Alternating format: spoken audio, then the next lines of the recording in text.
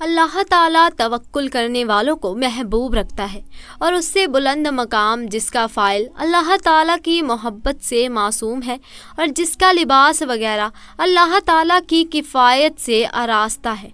कौन सा है? बस वो शख्स जिसे अल्लाह काफ़ी हो, निगरबानी करने वाला हो, अलबत्ता को अजीम कामयाबी पर फायजुल मराम हुआ, क्योंकि महबूब को ना तो आजाब दिया जाता है और ना उसे धुतकारा जाता है और ना उसे दूर किया जाता है। दोस्तों, आपको पहले ही बता दें कि जो वाक़या हम आपको बताने वाले हैं, ये सुनकर आपके पैरों तले ज़मीन खिसक जाएगी, इसीलिए इस वीडियो को आखिर तक ज़रूर देखिएगा। ऐसे में आपको पहले ही बता दें कि ये वाक़या उत्तर प्रदेश के छोटे से गांव का सच्चा वाक़या है।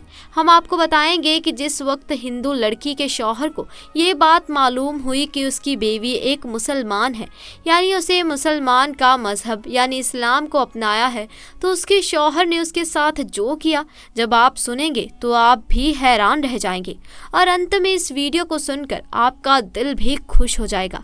तो चलिए बिना किसी देरी के वीडियो को शुरू करते हैं। प्यारे दोस्तों, ये वाक़या उत्तर प्रदेश के एक छोटे से गांव का है।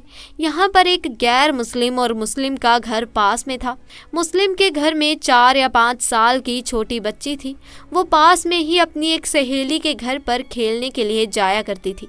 जिस तरह से आम घरों के बच्चे अपने आसपास खेलने के लिए जाया करते हैं, वैसे ही ये बच्ची भी अपने पास के घर में खेलने जाती थी।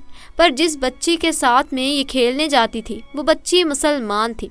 उसकी वालिदा अपने घर में बच्चों को कुरान मजीद पढ़ना सिखाया करती थी, इसीलिए वो लड़की कुछ देर तो अपनी सहेली के साथ में खेलती। उसके बाद में जब उसकी वालिदा अपनी बच्ची को कुरान मजीद सिखाने के लिए बुलाती, तो वो हिंदू लड़की भी उसके साथ में यानी कि उसके पास में बैठकर कुरान को देखा करती। धीरे धीरे दोस्तों, उसका भी मन यानी उसका भी दिल पढ़ने को करने लगा। एक दिन उसने अपनी सहेली की माँ से कहा कि चाची, मैं भी पढ़ना चाहती हूँ। अब सहेली की माँ ने साथ में उसको भी पढ़ाना शुरू कर दिया।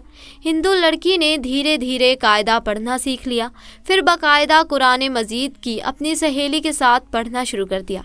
उस बच्ची ने अपने माँ बाप को इसके बारे में कुछ नहीं बताया, यानी कि वो इस बात से अनजान थे। जब मुस्लिम लड़की ने कुरान मजीद पढ़ना मुकम्मल सीख लिया, तब तक ये गैर मुस्लिम लड़की भी पूरा कुरान मजीद पढ़ना सीख गई थी। प्यारे दोस्तों, उसके बाद में एक ऐसा वक्त आया कि वो बच्ची जवान हो गई। माँ बाप ने उस लड़की की शादी एक गैर मुस्लिम हिंदू के साथ तय कर दी और वो इतना ज़्यादा कट्टर था, मुसलमानों को देखना तो दूर की बात, मुसलमानों की बात करना भी पसंद नहीं करता था, क्योंकि उसको मुसलमानों के बारे में गलत जानकारी थी। अब उसे लड़की की शादी होने लगी। एक दिन वो लड़की अपनी मुस्लिम सहेली की माँ के पास गई और उसको कहने लगी कि मैंने आपसे पूरा कुरान मजीद पढ़ना सीख लिया, मैंने दिल ही दिल में कलमा भी पढ़ लिया, मगर मैं इसके बारे में अपने घर वालों को कुछ नहीं बता सकती। अगर मैंने उनको ये बता दिया तो घर में कलेश हो जाएगा और मुझे घर से निकाल दिया जाएगा। और अब मेरी शादी भी एक ऐसे इंसान के साथ होने वाली है जो मुसलमानों को देखना भी नहीं चाहता। ये सुनकर उसकी सहेली की माँ ने कहा कि बेटा, अगर तुझको कुरान पाक से सच्ची मोहब्बत है तो अल्लाह तबारक व ताला पर भरोसा रखो, अल्लाह ताला तुम्हारी ईमान को ज़ाया होने से बचाएगा, ज़रूर बचा लेगा। उसके बाद से सहेली की वालिदा ने उसके लिए शादी का एक तोहफ़ा तैयार किया। उसको तोहफे के तौर पर कुरान मजीद को तैयार करने का इरादा किया। फिर उसके घर जाकर उस लड़की की माँ से कहा कि हमने इसकी पैकिंग बहुत ही खूबसूरत तरीके से की है, हम चाहते हैं कि हमारा ये तोहफ़ा लड़की के ससुराल में ही खुले, यानी कि इस तोहफे को यहाँ पर मत खोलना। लड़की की माँ ने उसकी इस बात को मान लिया और प्यारे दोस्तों, उसके बाद में उस लड़की की शादी हो गई। अब अपने ससुराल पहुँच गई और उसके साथ में वो कुरान पाक का तोहफ़ा भी उसके साथ साथ ससुराल पहुँच गया। उस लड़की ने कुरान को कहीं पर एक बॉक्स में छुपा दिया।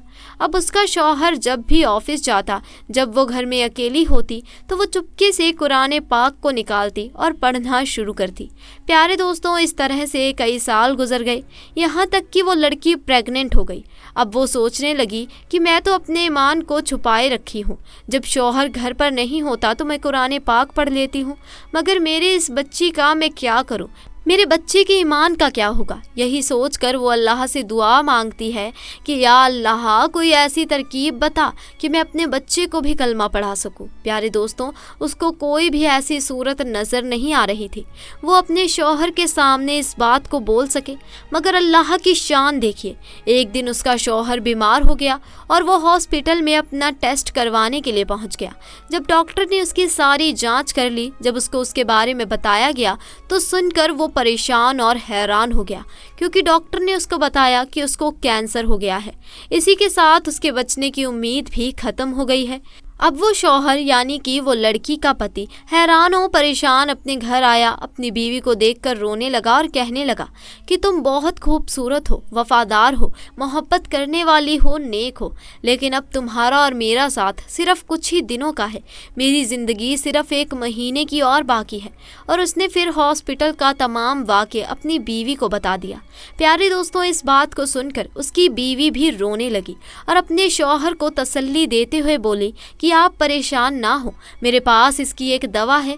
मुझे पूरी उम्मीद है कि आप इसे बिल्कुल ठीक हो जाएंगे, मगर आप वादा करें कि मैं जो कुछ भी करूं इसके बारे में आप मुझे कुछ सवाल नहीं करेंगे।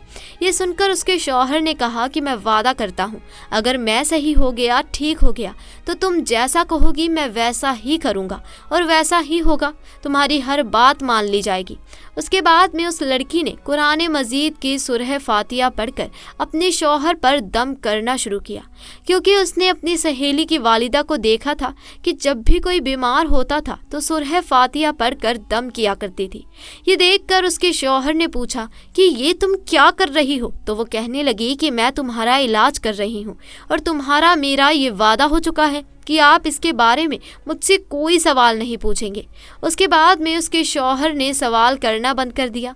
प्यारे दोस्तों, उसके बाद में अल्लाह की शान देखिए, 1 महीने तक वो लड़की अपने शौहर पर फातिहा पढ़कर दम करती रही, पूरे यकीन के साथ, पूरे ईमान के साथ। फिर 1 महीने के बाद में उसका टेस्ट करवाया गया तो उसकी जांच देखकर डॉक्टर भी हैरान रह गए, क्योंकि उसकी जांच में आया कि उसको कैंसर का नामो निशान मौजूद नहीं है और जांच में आया कि इसको तो कभी कैंसर हुआ ही नहीं था।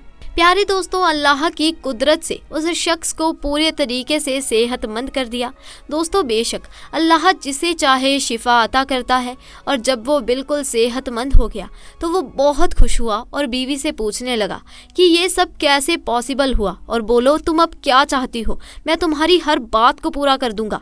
बीवी ने उसके बारे में बेझिझक सारी बातें अपने शौहर से शेयर कर दी कि इस तरह से अपनी सहेली के घर पर खेलने जाती थी जब छोटी बच्ची थी, और किस तरह से उसने कुरान मजीद को पढ़ना सीख लिया, और किस तरह से उसको कुरान तोहफे में मिला, और किस तरह से वो घर में छुपकर कुरान पाक पढ़ा करती थी।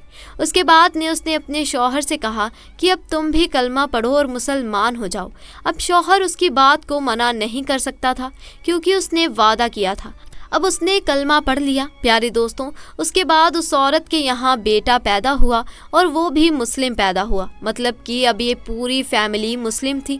मगर अभी भी उनको डर इस बात का था कि अगर इसके बारे में अपने घर वालों यानी परिवार और समाज वालों को, लोगों को, बाहर के लोगों को पता चलेगा तो वो हमें जीने नहीं देंगे, वो हमें परेशान करेंगे, हमें समाज से बेदखल कर देंगे।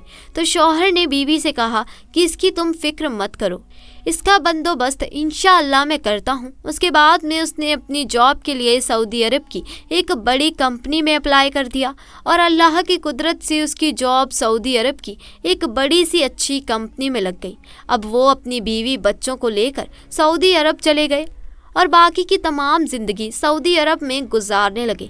वहाँ पर वो कुरान भी पढ़ते हैं, नमाज भी 5 वक्त की पढ़ते। और प्यारे दोस्तों, ये अल्लाह की शान ही है कि अल्लाह जिसको चाहे उसकी ज़िंदगी संवार देता है और जिसको चाहे उसकी ज़िंदगी बिगाड़ भी सकता है। तो दोस्तों, अल्लाह तबारक व तआला से दुआ है कि अल्लाह पाक हम सबको भी कुरान मजीद पढ़ने और उस पर अमल करने की तौफीक अता फरमाए। आमीन सुम्मा आमीन। सूरह फातिहा हर नमाज में पढ़ना ज़रूरी है। बिना सूरह फातिहा के नमाज नहीं पढ़ी जाती, इसीलिए हर मुसलमान को सूरह फातिहा याद रखना चाहिए। एक हदीस में अल्लाह के नबी करीम सल्लल्लाहु अलैहि वसल्लम फरमाते हैं, नबी करीम सल्लल्लाहु अलैहि वसल्लम ने फरमाया कि जिस आदमी ने सूरह फातिहा ना पढ़ी उसकी नमाज नहीं हुई। यानी हर नमाज में सूरह फातिहा का पढ़ना ज़रूरी है, चाहे वो फ़र्ज़ नमाज हो या सुन्नत नमाज हो। सूरह फातिहा के बगैर नमाज नहीं होगी।